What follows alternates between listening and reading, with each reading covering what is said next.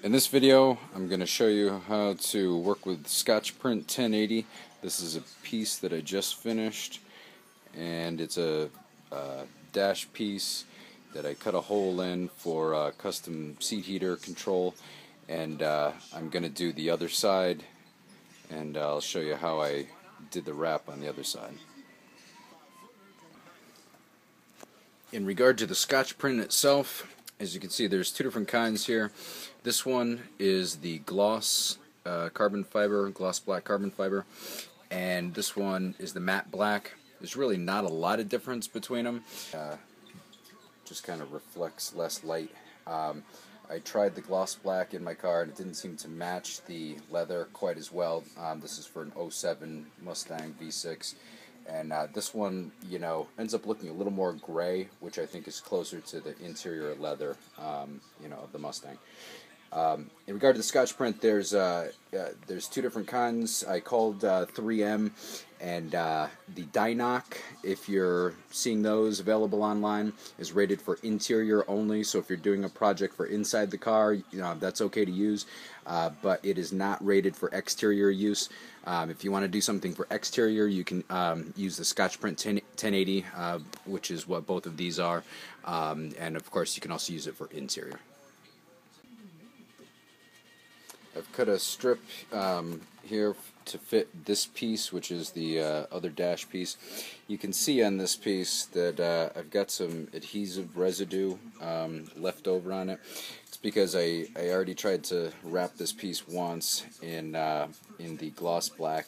Didn't really like how it came out, so I wanted to go with the matte. And at the time, I didn't have any of the 94 primer, 3M 94 primer. Like this guy in the can right here. You can get this for like 15 bucks on Amazon or eBay. Well worth it. You don't absolutely need it, but if you're going to do something that's semi-permanent, why not? I was using this General Trim adhesive, which, as you can see, is a medium strength adhesive, but this is the kind of residue you get left behind. I used isopropyl alcohol, 50-50 solution. If you use more than that, it just strips off your finish. And use soap and water, use Goo Gone. Really couldn't get any more off than this, SOS pads, everything. So just going to go ahead with the 94 primer on this. It should stick fine. Hopefully I won't get, any bubbles from the slight bit of residue left behind, but the Scotchprint is thick enough that I don't think I'll have that problem. This will be my fourth time wrapping one of these pieces, so I've got it down pretty well. What I'm going to do here is I'm just going to, check the sides, make sure that I have enough space on each side, and I'm going to mark this piece right here, this little lip, which will poke through the Scotchprint. As you can see, it's got a little lip here. It's the only thing on here that kind of pokes out, so I'm going to stick it to this long flat side, use this to sort of anchor it. It's a good spot, and then once I get this long flat side stuck down, I'll work on this kind of challenging little curve right here, and once you get that done, get the curve done, it's pretty smooth sailing after that. Alright, I made a little outline of that notch, so I'm just going to cut it out now, and really I'm just going to make one cut right down the center of that, and when in doubt, cut a little less. That way you can always cut a little more, and the Scotchprint stretches, so it will, if it's just a little bit short, it will stretch around it. So I'll fit this piece into the slot that I've created.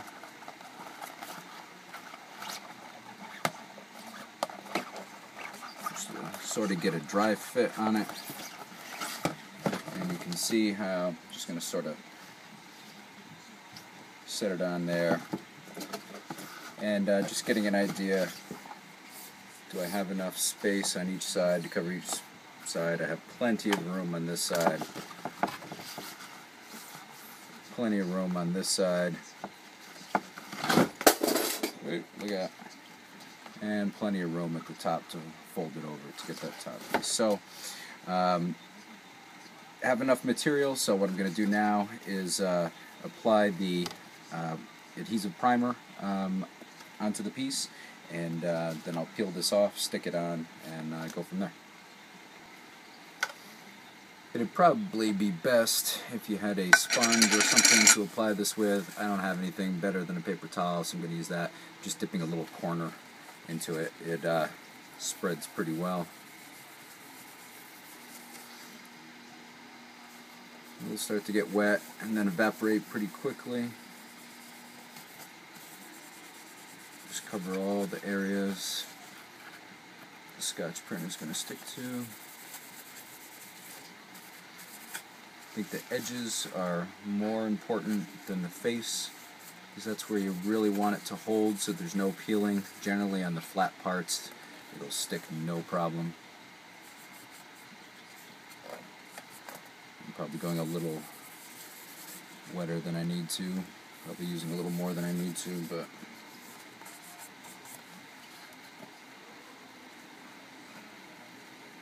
and according to the directions, you're supposed to let it sit for 5 minutes, apply a second coat, which I will do, and then meet you back here. Alright, it's been about 5 minutes or so since the second application, so I'm going to peel the Scotchprint now, get ready for application. If I can do it with these gloves on. I like to wear gloves just because there's a lot of rubbing of the Scotchprint involved, and the oils in your hands and whatnot might get on there. I don't know if it was my imagination or not, but in my first application it seemed like I was getting a little bit of wear on it. Perhaps it was too much stretching. So I am fitting the slot into the cut that I've made. Tab A into slot B, if you will. Make sure you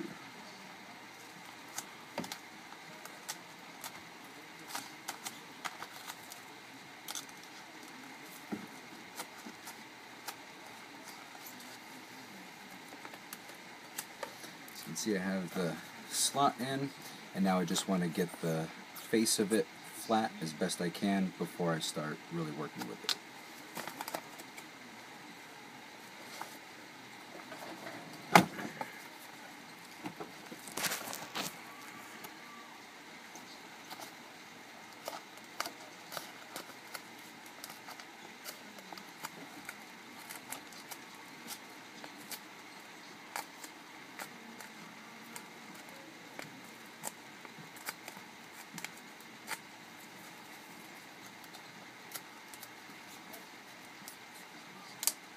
Smooth this out. Now here where we've got it bunched up, we can fix that with some heat later, but I'll try to pull it out a little as best I can.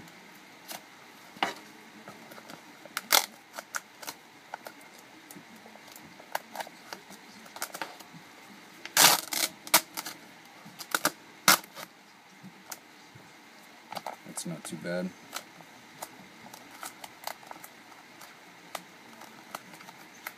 And fix the rest later. And from here, just want to get a nice smooth application on the face.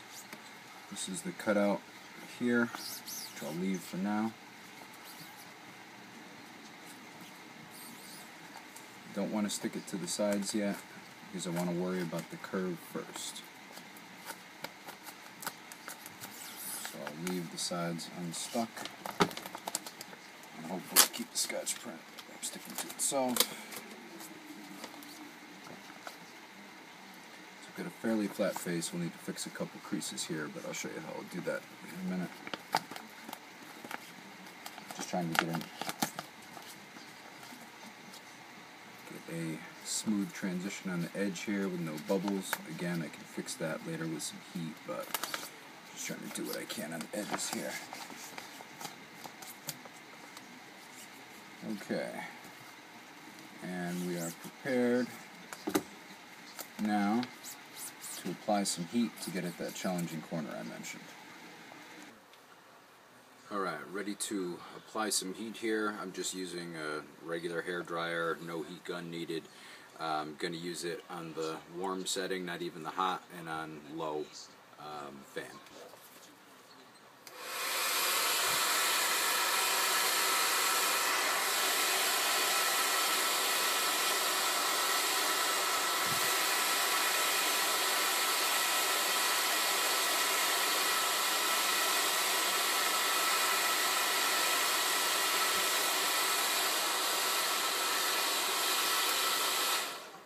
Just heating it up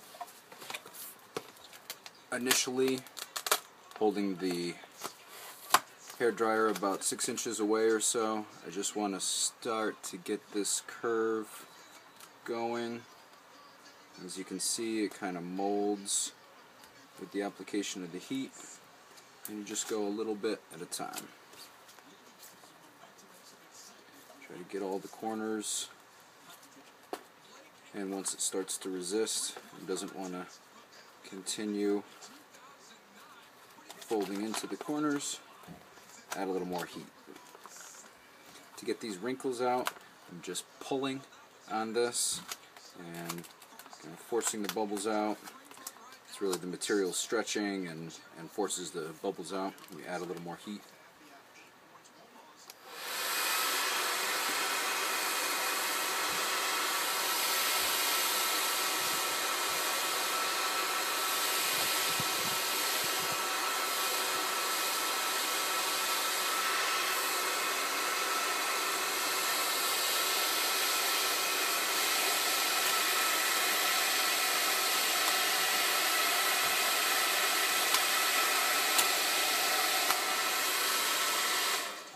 I'm just pressing my thumb into the seam here and pulling on the outside to keep any wrinkles and bubbles from forming.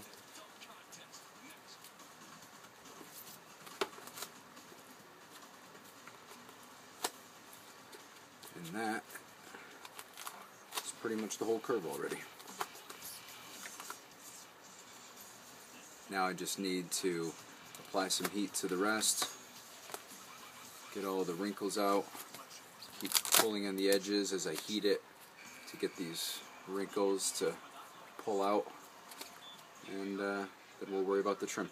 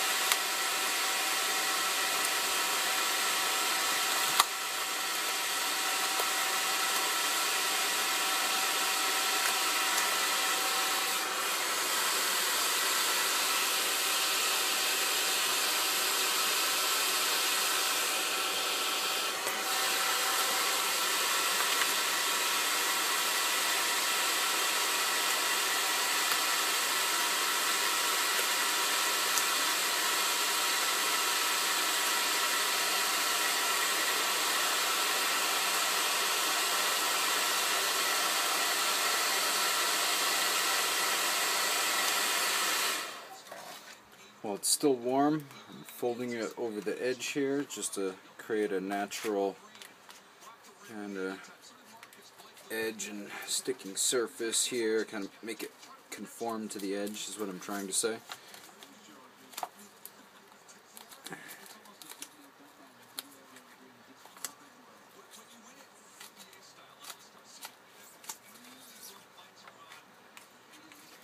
And then once you have all of your flat surfaces pretty much worked out and covered, free of wrinkles and bubbles, then you'll want to tackle some of the corners.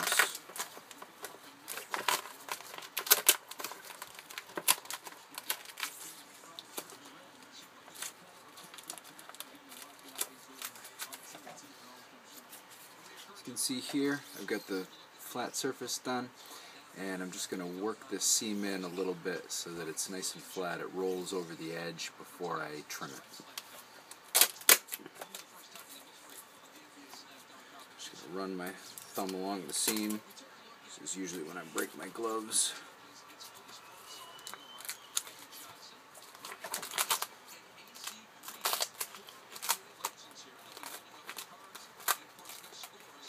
The wrinkles out first and form the seam.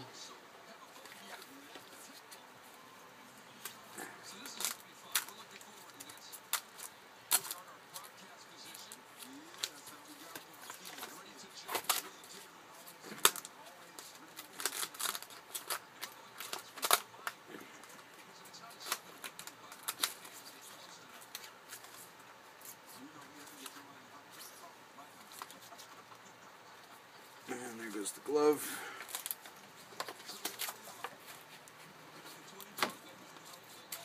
And the other glove.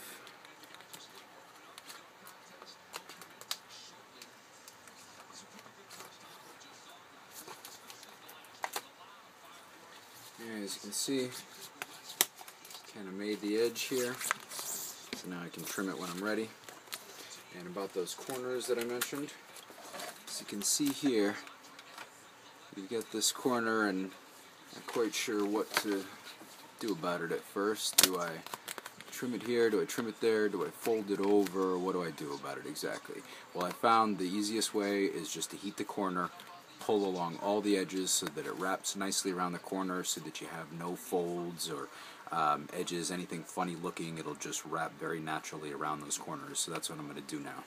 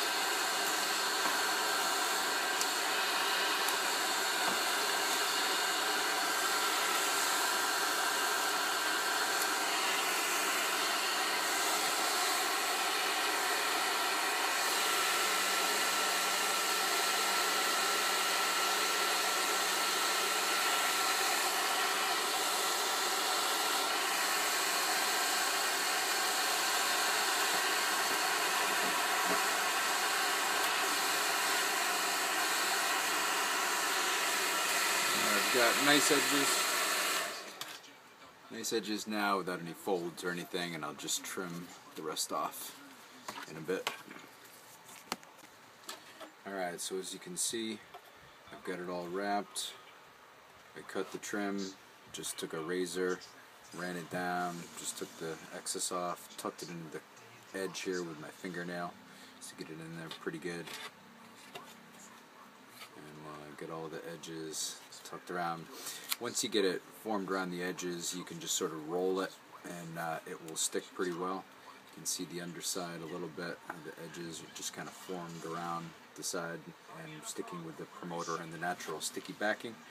And last thing I have to do is I've got this little window piece left, so I'll just kind of, I won't cut all the way to the edge because I can just roll it over, so I'm just going to make a little X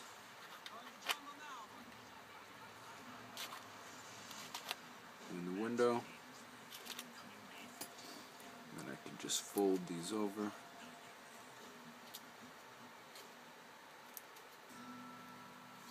I could trim off the lips, but I think with the X it'll kind of form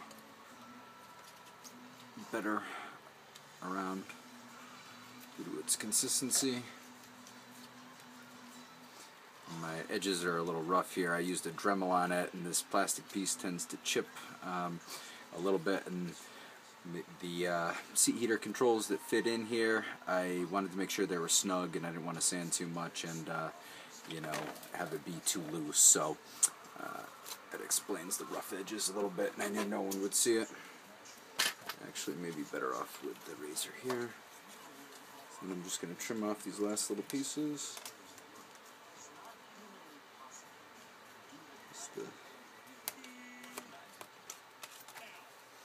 And done. Ready for installation.